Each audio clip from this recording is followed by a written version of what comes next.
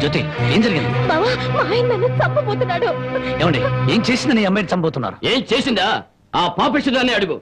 ఉద్యోగం చేయడానికి దుబాయ్కి వెళితే ఇది బలి తగ్గించి ఒళ్ళు బలిసి ఓళ్ళ మీద పడి సంపాదించడం అలవాటు చేసుకుంది. లేదు బావా, చావునైనా చేస్తారు గాని నిజాయితీ చంపుకుంటానా? నిప్పులా బతికేదాన్ని నీతి తప్పుతానా?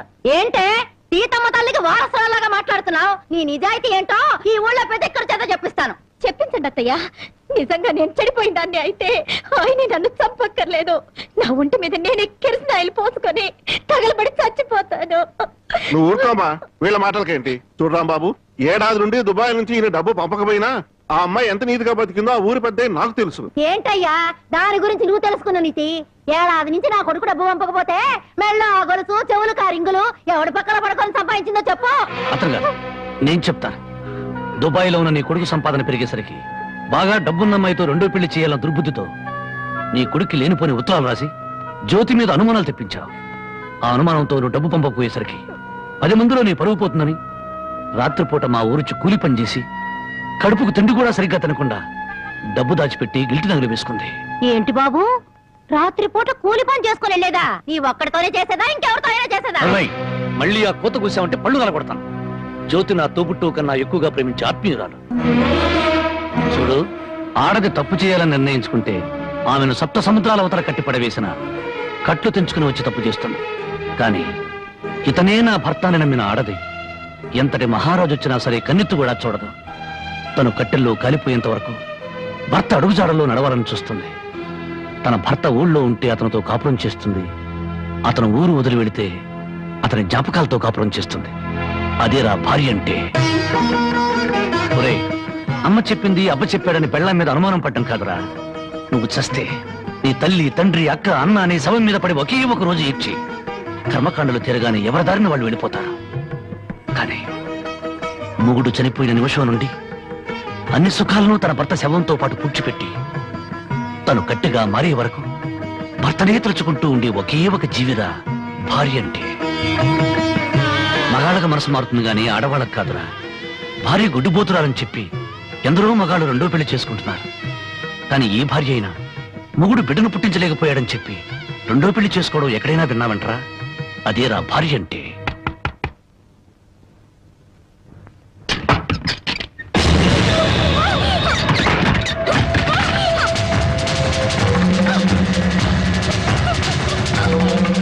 అంతెందుకు, నా సంగతి తీసుకో.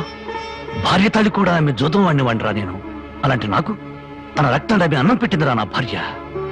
చివరకు ప్రాణాలు తీసుకునేనా సరే నన్ను కాపాడాలనుకుంది. ఆ దేవత సాక్షిగా చెప్తున్నాను, నా మాటమ్మ జ్యోతి అమాయకురాలు.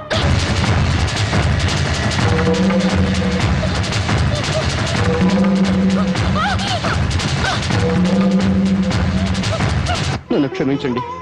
లేనిపోని అనుమానాలతో జ్యోతిని అవమానించాను. మీరు అడ్డు రాకపోతే మూర్ఖంగా నా భార్యను పోగొట్టుకునేవాడిని. మీ మేలు ఈ జన్మలో మర్చిపోలేను.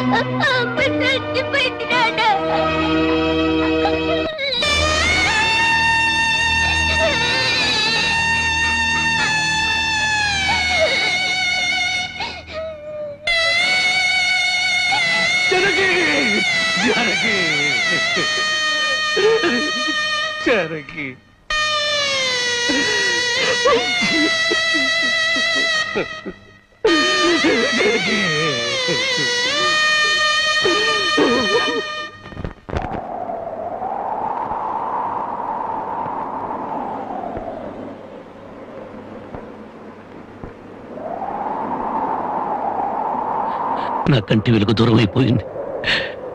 నా కష్టాల్లో, సుఖాల్లో, బాధల్లో, బాధ్యతల్లో నాకు తోడుగా నిలబడి నన్ను మనిషిగా నిలబెట్టిన దేవత అందరంతా ఎత్తుకెదిగిపోయింది. అందుకోలేనంత దూరం చేరుకుంది. ఆమె చివరి మాటకు, చివరి చూపు కూడా నోచుకోలేని దురదృష్టవంతుడయ్యాను. ఇప్పుడు చెప్పు, గృహలక్ష్మిలా నా గడపలో అడుగుపెట్టిన నా ప్రాణ ఇల్లాల్ని నేను చంపుకుంటానా? నా జీవితంలో చీకటిని చంపి వెలుగును పంచిన నా ప్రాణదీపాన్ని నేనే అర్పేసుకుంటానా? మీ నాన్న కోట్ల ఆస్తి ఆశ చూపించినా, నా భర్తే నా దైవం, నా భర్తే నా ప్రాణమును నన్నే అంటి పెట్టుకుని నేను పోసే గంజినీళ్లే పంచపక్ష ప్రమాణాలుగా భావించిన మీ అక్కను నేను చంపుకుంటానా? మరి మా నాన్న అలా చెప్పాడే. మీ నాన్న పశువు పారాణతో కూతుర్ని అత్తవారింటికి పంపించాల్సిన మీ నాన్న వాడి మీద పడుకోబెట్టిన కూతురి శవాన్ని చూడడానికి కూడా రాలేదు. పట్టుదల పంతాలతో కూతుర్ని సాధించాలనుకున్నాడే గాని కట్టుకున్న వాడి చేత కురవి పెట్టించుకుని తన ప్రేమను నిరూపించుకున్న సగటు ఇల్లాలి పౌరుషాన్ని మర్చిపోయిన దుర్మార్గుడి మీ నాన్న. అటువంటి వాడి మొహం ఒక్కసారి చూస్తే పంచమహాపాతకాలు చుట్టుకుంటాయి. అంత మాట అనొద్దు. నువ్వెందుకు వచ్చావు? క్షమించు బాబు. నా కూతురు నీతో కాపురం చేస్తూ ఆత్మహత్య చేసుకోవాలని ప్రయత్నించిందని తెలుసుకున్నాను. అందుకే దాని చావుకు కారణం నువ్వేనని అనుమానించాను, ద్వేషించాను. కానీ నువ్వు చెప్పే వరకు నిజం నాకు తెలియదు బాబు. తెలియకుండా నేను అనుమానించినందుకు నన్ను క్షమించు బాబు. మరి నా బిడ్డ చావుకు కారణం ఇంకెవరా? పావుకు పాలు పోసి పెంచినట్టు పెంచావే నీ మేనల్లుడు. వాడే మా బ్రతుకుల్లో విషం కెక్కాడని నా అనుమానం. నా మేనల్లుడా? అవును. వాడిని జైలుకు పంపావని నా మీద, వాడికి దక్కలేదని నీ కూతురు జనకి మీద కచ్చికట్టి ఉంటాడు. అందుకే వెతుకుతున్నాను. నా అనుమానమే నిజమై వాడే నా తల్లిని చంపింది నాన్నని నా కూతురు వెలితో చూపించిన క్షణాన వాడు బ్రతకడు. వాడిని ముక్కలు ముక్కలుగా చేసి నా జనకి సమాధి మీద చల్లుతాను. బాబు, ఇంకా ఎందుకు ఈ పగలు ప్రతీకారాలు? ఇప్పటికే పసిపిల్ల తల్లి వేడిదయింది. నువ్వు కూడా జైలుకెళ్ళి తిరిగి దూరం అయిపోతావా? క్షమించండి. ఈ ఆవేశమే నన్ను ఇప్పటిదాకా బ్రతికించింది. ఈ ప్రతీకారమే నన్ను నడిపిస్తోంది. నా జానకిని బలిగున్న ఆ దుర్మార్గుడు చావు కళ్ళారా చూసేదాకా ఈ నడక ఆగదు. ఏమిట్లా నువ్వు చెప్పేది? మామాలుడు ఇద్దరు ఒకటైపోయారన్నమాట. ఇప్పటికే ఆలస్యం అయిపోయింది. రేపు మన ఊళ్ళో జరగబోయే జాతరలో ఆ రాంబాబు గారు నా కోసం తప్పకుండా వెతుకుతాడు. అక్కడ జాతరలోని అమ్మోరికి బలిచ్చేది మేకల్ని, పోతుల్ని కాదు, ఆ రాంబాబు గాడిని, వాడి కూతురు.